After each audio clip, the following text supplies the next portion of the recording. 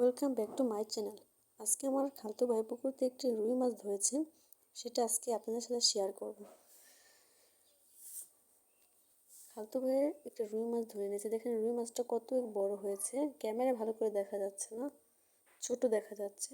রুই মাছটা ভালোভাবে কেটে আমার আম্মু কাটছে। রুই মাছটা ছিল অনেক আঁশগুলো ছাড়ানো হলো।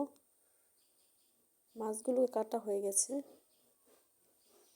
এখন ধোয়া শেষে এগুলোকে কড়াইতে ভাজা হবে।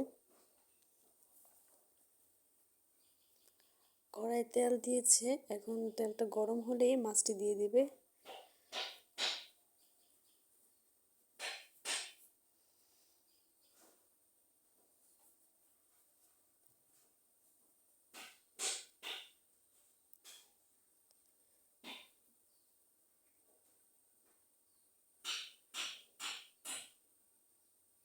ভাজা হয়ে গেছে। এখানে পেঁয়াজ, মরিচ, লবণ, মশলা দিয়ে ভালোভাবে কষানো হচ্ছে মাছটাকে রান্না করার জন্য।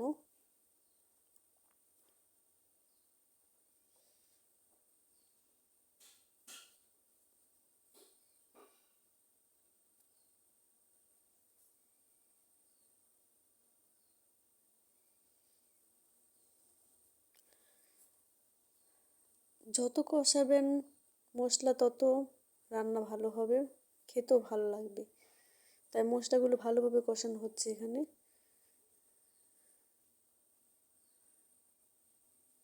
এদিকে দেখেন আমাদের বাসায় বিড়ালটা বসে আছে।